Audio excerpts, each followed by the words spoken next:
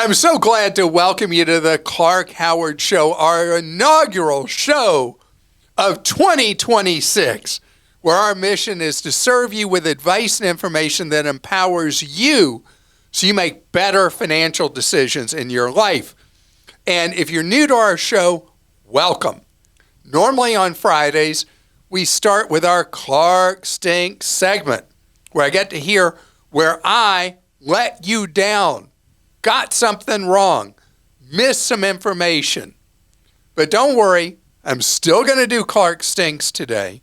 But because at the beginning of every year, we have so many new listeners and viewers, we're going to do things backwards today. We're going to start by talking about how you can rethink your buying decisions in the new year. Then we're going to get to your questions, followed by your Clark Stinks. So, some bad habits crystallized after being kind of like a side issue this past Christmas shopping season. The banking industry is crowing about how many people they got to do pay in full. Buy now, pay later. That they are hoping, and I'm hoping not, that they have changed the trajectory about how people buy things. And so now we're at the real test. A lot of people during the Christmas buying season feel stretched. They're buying something maybe their wallet can't handle, and they give in to temptation, and they use these horrendous pay-in-for products, buy now, pay later products. And so what the banks are hoping is that they've gotten the serpent under the tent. Is that the right expression? It's the elephant's nose under the tent. Anyway, wherever the snake fits in this, snake equals bank. Anyway, that they now have created this new habit in you, and you're going to just do it routinely throughout this year. And I got to tell you, paying for is a rotten, terrible thing. Paying for now is being very heavily reported on people's credit reports. A lot of people succumb to a paying for at a cash register or shopping online. I mean, you go to buy an airline ticket, paying for. You go to the register to buy who knows what, paying for. You go to a website, paying for. And the lure is, and the fact is, the banks, the retailers, the airlines, they're all so excited because they get people who are right on the bubble about whether or not they're going to buy something, whether or not they're going to book the trip, whether or not they're going to do who knows what. And they know in their heart of hearts that it's not money they can afford to spend right now.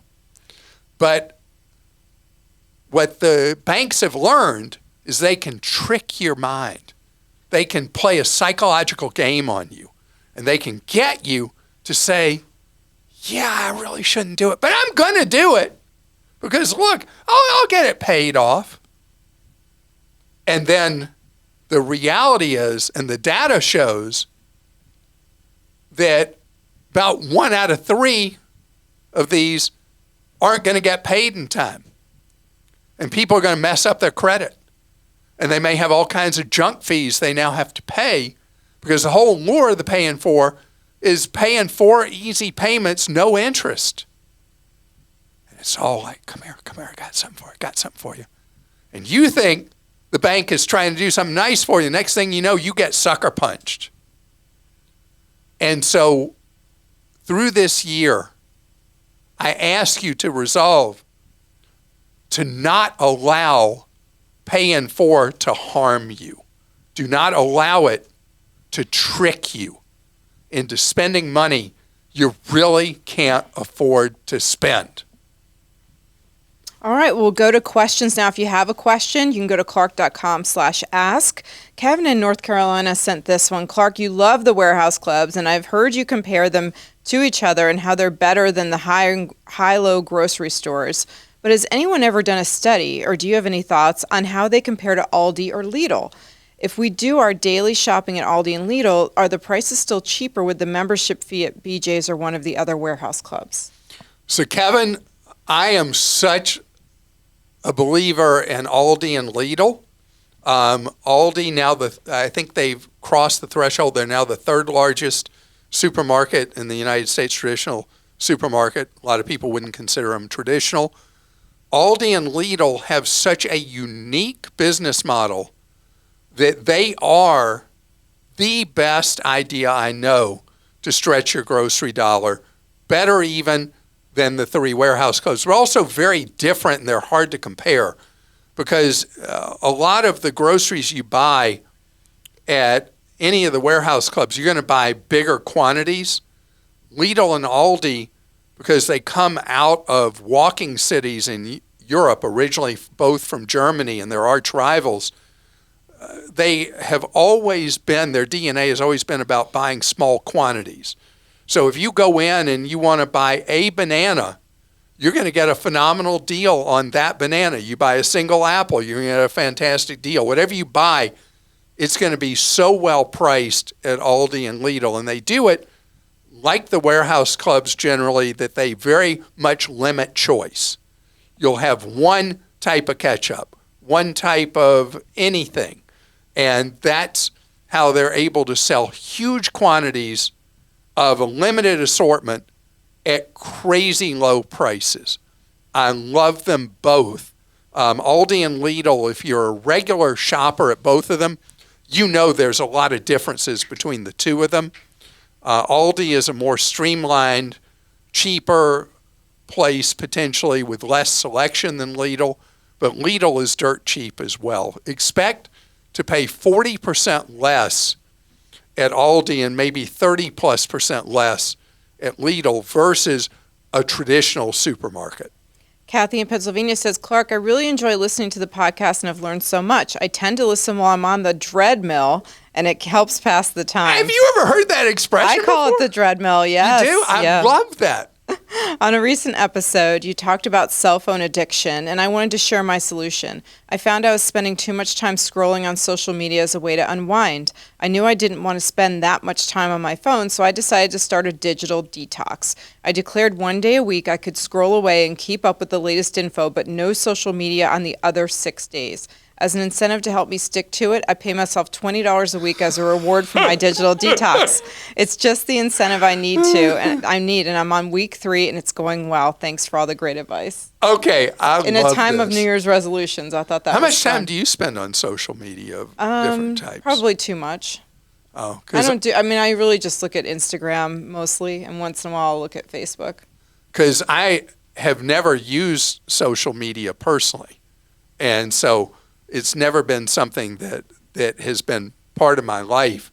But we put you on there. You film I'm things for us all for over it. social media, but personally, I don't use social media, so I've not had that issue. But screen time. Screen time, my phone sends me that warning every week and tells me I used 18 more minutes on my phone the last week than the week before. Think about how much time you spend on your phone, how often you open it, all of that. And now, Samsung is coming out with the trifold phone. Oh, gosh. So those of you who are sounds like aware, a joke, like an SNL skit. No, I mean, I've seen the videos of it. And so it opens up, your regular old tiny phone opens up into a 10.1-inch tablet. And my son, when the videos were first released last month, said, Dad, are you going to order one of these? I said, I don't know. I don't know. It might go against what Kathy's trying to teach us all. It might incentivize you to spend more time on your phone. So. Yeah, but the advantage for me traveling as much as I do, a lot of times I don't take a laptop on a trip anymore because I've got this folding tablet phone from Samsung. And then if it folds another time open. Okay. Robin in Ohio says, I just received a letter from my home insurance company telling me they are going to raise my rates by 25%. The reason they give is because even though I have a credit score of over 800, I don't have a proper mix of credit, and they suggest I get an auto loan. I don't understand why they why they apparently believe I'll be more likely to file a claim because I paid cash for my car. I've never filed a home or auto insurance claim. Last year, they raised my rates because I had opened up a new line of credit by getting a credit card within the previous 12 months. Now they're raising them because I didn't open up a new line of credit. I researched on the internet and saw others in Ohio were complaining about their rates going up. But they said the reason was because last year Ohio had the most tornadoes it had ever had. If that's the real reason, why wouldn't the home insurance company say so? What a great question. And, this thing we talked about, this is something we talked about last month, how in most states, auto and homeowners insurers set your rates not based on factors you would think, but set it based on your credit report and your credit standing with it. So, but that's not all, and they all do it differently too. So I'd say what your insurer is telling you is go reshop your insurance with other people would be the thing you really need to be about, Robin, because they're clearly looking for any reason to raise your rates. And this thing about the mix of your credit, when you've got a score over 800, having anything to do with setting auto and homeowners, that's the goofiest thing ever. I would go reshop both your auto and homeowners. Coming up ahead, it's time for our first Clark Stinks of 26, where you get to hear how I'm stinking it up. It's time for Clark Stinks, where you get to hear how I failed to serve you well. Bad advice, bad information, being lame, whatever it is. In today's first edition of the new year of Clark Stinks. I should have never encouraged you to speak. You must think I'm pretty stupid. You should be ashamed of yourself. Well, maybe I'm wrong. Maybe I'm wrong. Maybe you're right, pal. You got some fun ones for 26? We're going to start out with this gem from Beau in Rhode Island. He says, you remind me of my AM BM.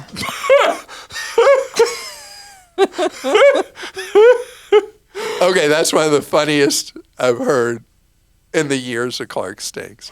It is often suggested that you don't need a life insurance policy on your children. I would suggest that you do have one so that you can replace your income if you have to mourn. It seems like an easy way to alleviate some stress during a difficult situation. Wow, Beau, gosh, what an interesting perspective. I hear what you're saying, because if one of my children passed away, I'd be just broken. And it takes a while for that to heal enough that you can function again. I've never heard of that as a reason to have child life insurance. Wow. Yeah, I would just never, ever buy it. Yeah, it's, life insurance is designed for replacement of income, that the person who has it dies and the family depends on that income in part or in whole, and that's generally why you buy life insurance. Yep. Sorry, so that was kind of a funny to a very sad Clark Stinks. Right. Kathy in Florida says, hi, Clark, you don't necessarily stink, but you missed something odoriferous regarding parents financially helping out their adult children. Who will make up the immediate shortfall when they're gone? My mom had been gifting my sister and I money on a monthly basis for years. I didn't need the money, so I put some toward my student loan and put the rest in a Roth IRA. My mom recently passed away after 2 years of declining health. I'm sorry you lost her. I received a call 2 days after her passing from my brother-in-law asking for financial help as they couldn't meet their bills without the monthly deposit they were receiving from Mom, despite my warning several months prior that it would be ending when she passed. The inheritance is in a trust and it will take several months to settle.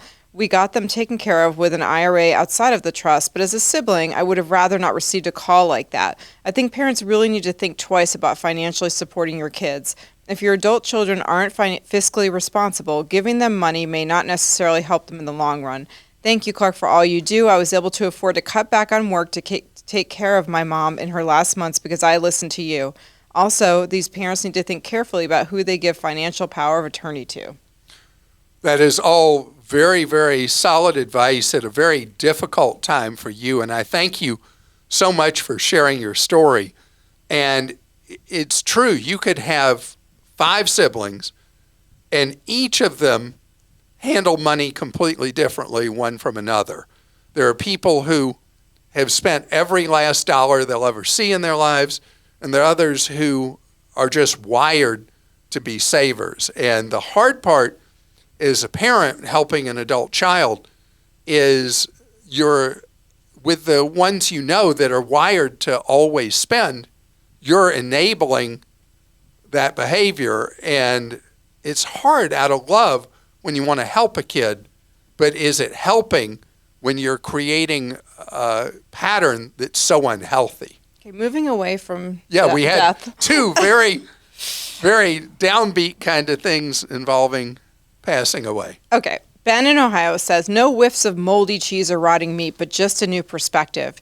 During a recent show, you discussed the psychology of using cash and how it kept people from overspending.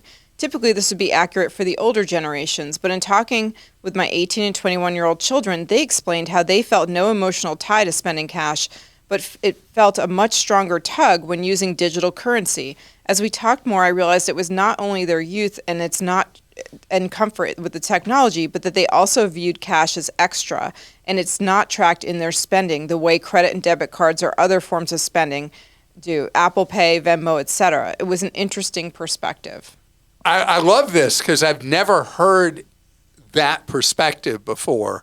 I'm going to talk to my kids about that and bring this up and see what they think, because just like I was just talking about, of my 3 children, 2 are extremely careful with money, and 1 is not at all.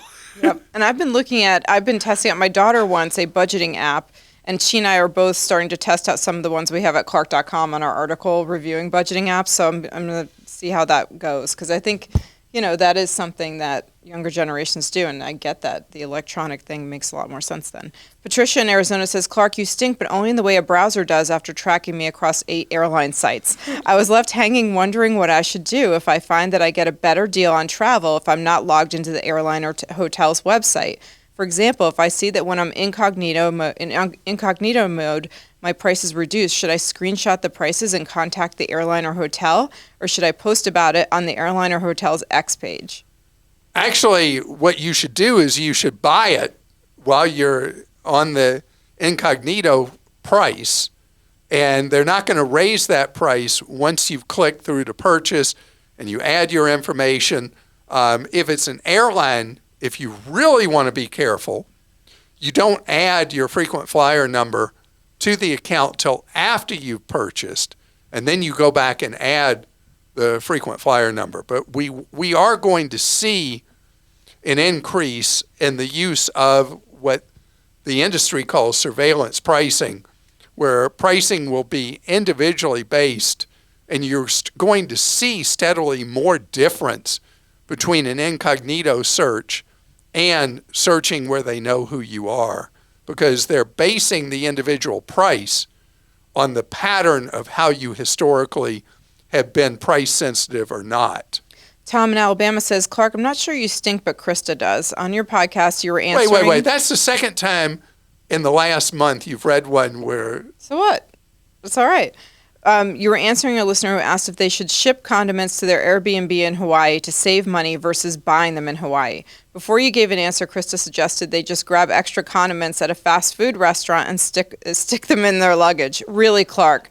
Chick-fil-A serves about 1.6 billion customers a year, and if half of them, or 800 million, took just one extra pack of ketchup at a cost of 8 cents, it costs Chick-fil-A $64 million a year. Who pays for that but all the other customers, as that cost is passed on to all of them?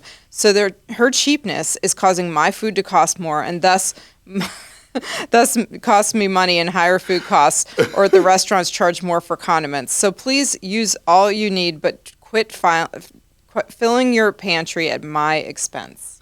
So I got a little funny annex to that. You have experienced in most of the world, when you buy at a fast food restaurant, well, I would experience this more I than haven't, you. yeah. They charge you if you want ketchup for your really? fries, or in some countries, people use mayonnaise with the fries. You pay per pack, and they'll ask you, do you want ketchup with it? Do you want, or if you're at a terminal, and you'll see the price go up for having the condiments. They treat every last thing you get as an additional purchase on your part, because it does have a real cost. I don't know if you've seen a lot of Seinfeld, but this was written by Art Vandelay. You stink worse than the Beau valet from Seinfeld. Never thought I would have to write one of these. You suggested that a caller continue to contribute to a 403B with fees as high as 1%, rather than doing, quote, all the work of doing a backdoor Roth.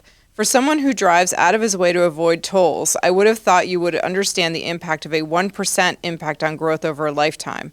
Given that it takes about 5 minutes to complete a backdoor Roth, the compound savings of thousands of dollars would certainly be worth the hassle. Thank you for that. Okay, so when would I want you to contribute to a brutally high-cost 401k at work? Most 403bs are crazy high cost.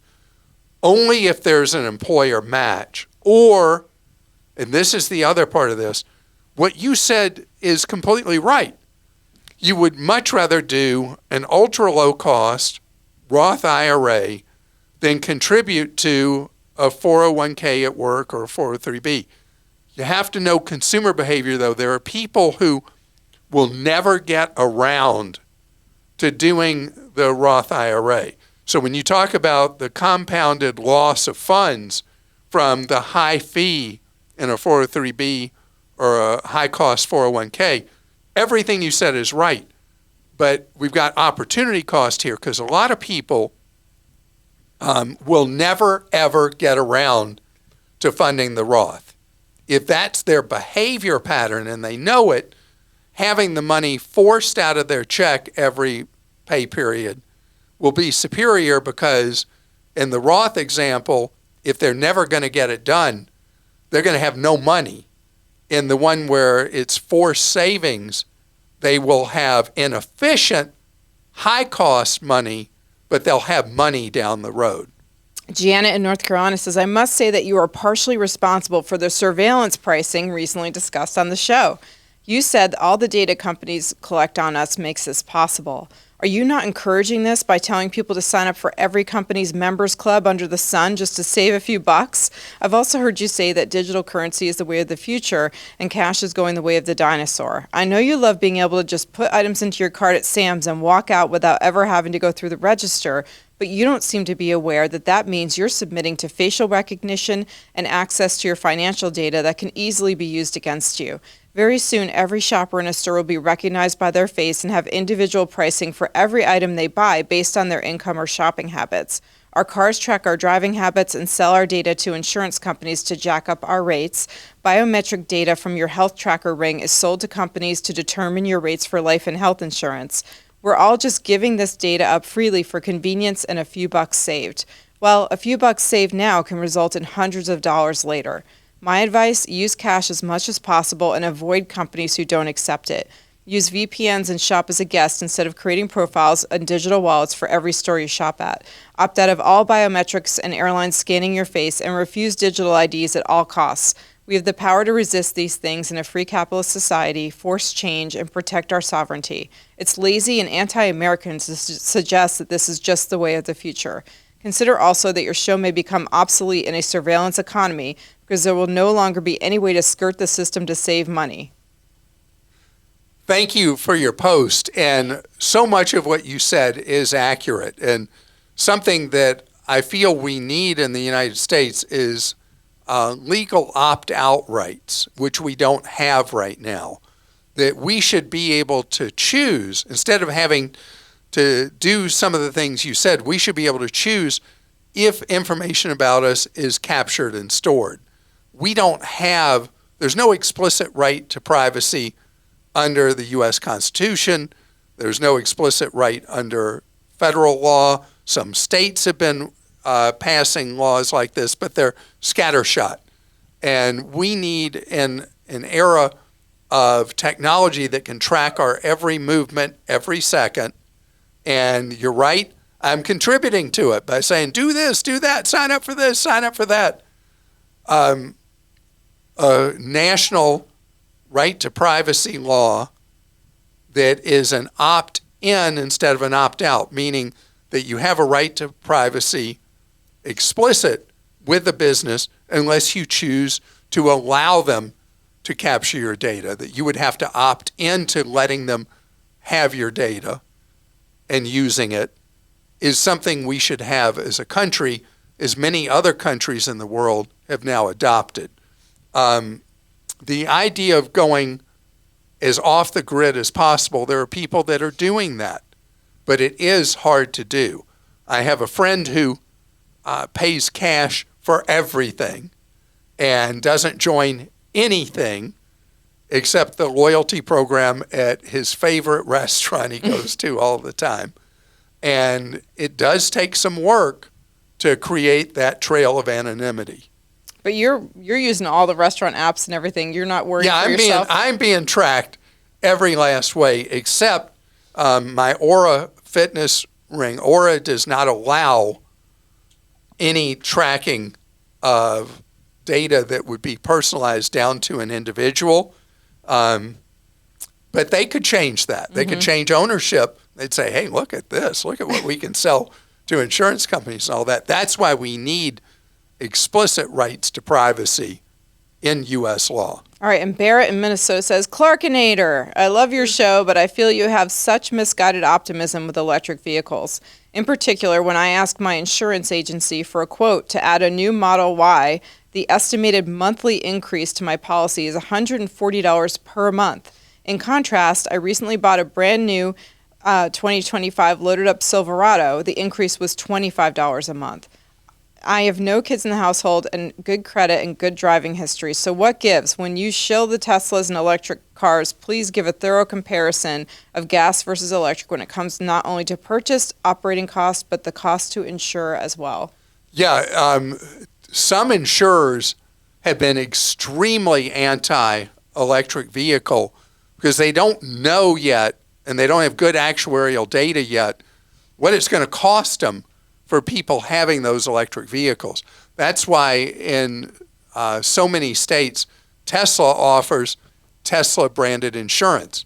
My middle child lives in California, drives a Tesla, and she switched to Tesla insurance, and her insurance rates dropped by, believe it or not, almost 80%. And Tesla's willing to underwrite at that cost. So we do have something pretty clear here that the insurance industry has not really gotten comfortable with electric vehicles yet. And it's possible that actuarially their trends show that it costs more to insure an electric vehicle driver because of the way they drive or the cost of repairing them. Who knows? But what a valid point that with any vehicle, it's never just the purchase price of the vehicle. It's never just the cost of the gasoline. You have to look at the cost of maintenance, insurance, the depreciation, and if you finance it, the cost of that financing. It's all part of the cost of the ownership cycle. And particularly with electric vehicles, because the technology's been changing so quickly, they depreciate like nobody's business. So they depreciate a lot quicker than gas engine vehicles where the change in technology is very incremental, where electric vehicles, the change in technology has been absolutely revolutionary in very short cycles. So that's another factor to consider with electrics. And I want to thank everybody who takes the time every week to post where you feel I didn't get it right. And so for those of you that are new to us here in 26, we do Clark Stinks, and we've been doing Clark Stinks since the 1990s. And we do it because I don't want to have the last word. We're all in this together. We all learn from each other. Knowledge empowers each and every one of us. And so I'm just a guy, and if I get lazy in my habits or lazy in my intellect and I'm missing a bigger picture, or I'm just thick in the head and I miss something, it helps me so much to do a better job serving you, to have Clark Stinks, and for you to take the time when you feel let down with me to let me and your fellow listener and viewer know. So thank you. And know that what we're about is empowerment through knowledge, so you can save more, spend less, and avoid getting ripped off. And we'll be back at your service on Monday.